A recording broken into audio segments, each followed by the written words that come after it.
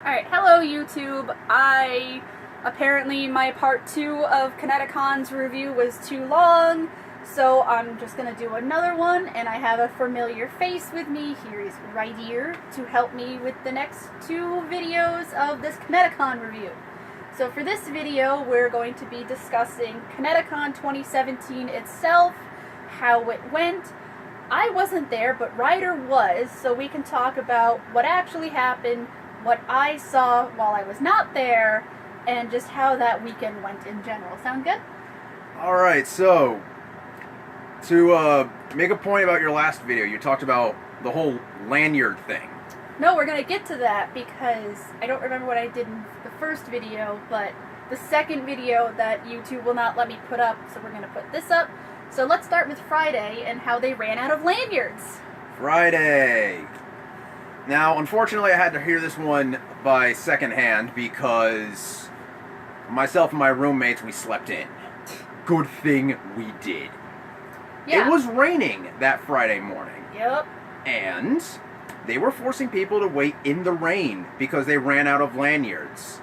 Now, one thing that some people forget to mention is even if you got your badge Thursday, even if you had a lanyard, even if you brought your own lanyard, they still would make you wait in the rain until they got their own. That's ridiculous, because I remember seeing the posts about that on Facebook. Like, during that, I woke up and I saw these posts. It was raining.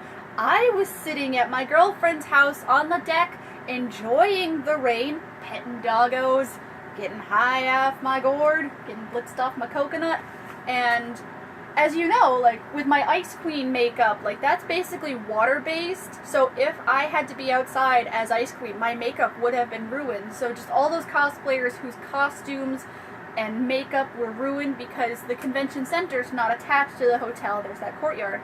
And then there's people like us, you know, when I go to ConnectiCon, you stayed with me last year, and we stayed across the river, so we would have to walk across the river in the rain, getting our makeup ruined, getting our costumes wet, and then all those poor people who lined up, and they just fucking ran out of lanyards. Because I saw the posts, people were asking, like, why didn't you have your lanyards ordered on time? And the convention itself was like, well, it's not our fault. We ordered it on time, they didn't ship it on time.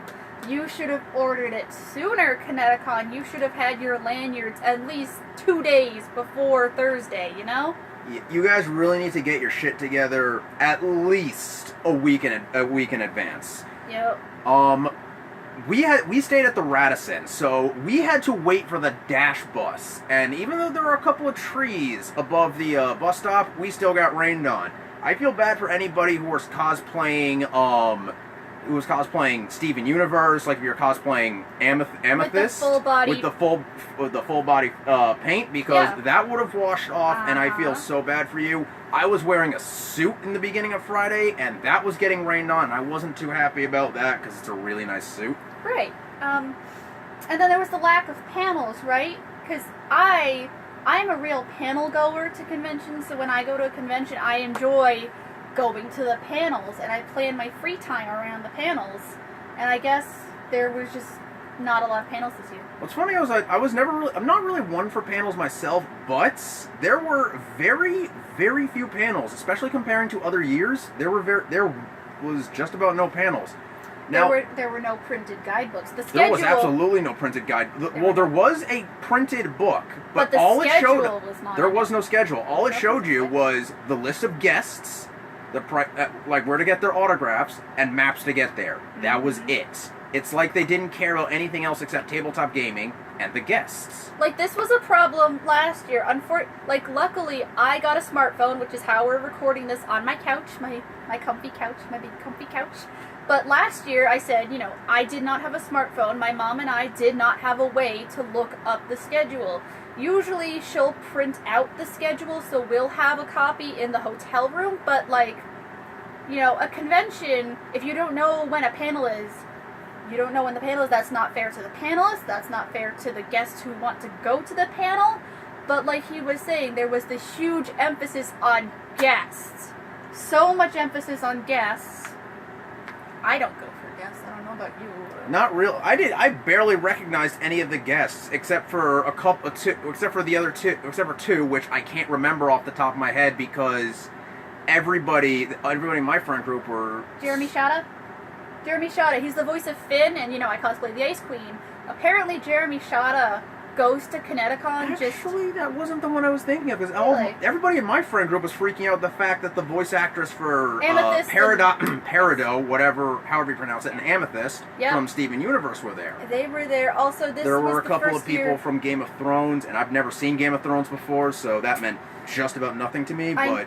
I know that this was like the first year that Jeremy Shada was like a special guest, because in previous years he just goes as another convention goer, and as someone who cosplays Adventure Time, I'm kind of bummed out that I didn't know Jeremy Shada goes to ConnectiCon, because I'm the Ice Queen. I would have liked to hung out with him, but whatever, I wasn't going for Jeremy Shada. Guests aren't a draw for me. I see that that's a draw for a lot of people, but myself, no. I like to go for panels and hanging out with my friends. And apparently there were no panels this year. There was a severe lack of panels. For me, I go for my friends. I go for some of the video games, which if I don't, like example Injustice 2, I don't have the game, but I want to play it, so I got to have fun with that. And for the dealer's room, because there's usually really cool things you can find in there. The dealer's room was incredibly lacking this year. I've heard. Also, the karaoke was back. The karaoke was back on that middle floor, which I heard a lot of people complaining about the volume. Because there was karaoke just out in the open last year in that main room, because it was just in the main room. And I know, Ryder and I, we can get very overstimulated with audio if it's too loud. If it gets way too loud, you can't handle it. But what was going on? Okay, this is two-part with the karaoke. Yep. First part was it was basically on a stage in the main area, not necessarily in the middle.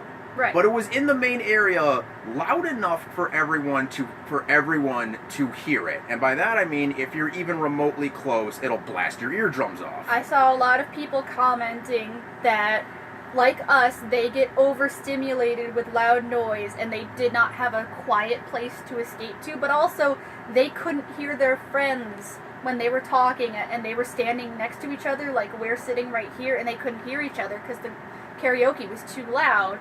But I saw the people who were running it commenting on Facebook saying, no, it was a good volume. No, it wasn't. It'd be a good volume if I didn't need my earphones in to be able to hear nicely.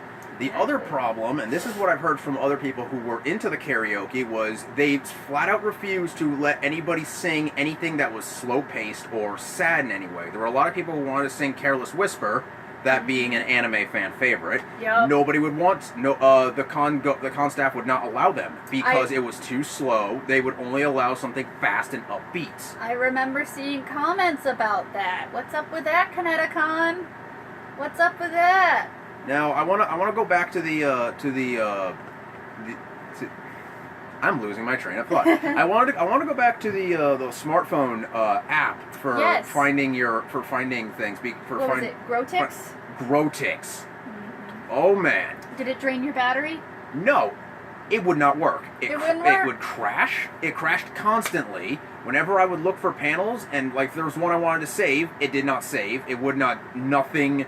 That app does not work. And ConnectiCon, I don't know if that's anyone else or just me. No, I've seen that a lot, that it drains the battery, it doesn't work. And I've seen ConnectiCon themselves saying that the increase in ticket prices is because they're going to continue using Grotix, which is not working and is causing our ticket prices to just go up higher. Just the other day, I think now, if you were to pre-register for ConnectiCon 2018, I don't know why you would, but if you were going to, from this day until the next price hike, it'll cost $56 because the service fee for Grotix is included on the ticket price. So, this far out, because ConnectiCon's in July, it's still July, the ticket price is already $56, whereas Anime Boston, if you were to pre-reg in July, is probably $50. And keep in mind, Anime Boston is open until 2 in the morning, and you don't have to go outside if you don't need to. Not only that, but Anime Boston, I did not go to Anime Boston this year. I went to 2016, which was not very good, but from what I've heard, they listened and they fixed things. That's what I would like to talk about in the next video, is Anime Boston's a good convention. They had a bad convention last year, but they listened to the feedback and they worked with the convention staff, and Anime Boston 2017 was a very good year. What's up with ConnectiCon? I'm sad I missed Anime Boston, to be honest. It was a good Anime Boston. I'm not sad I missed ConnectiCon.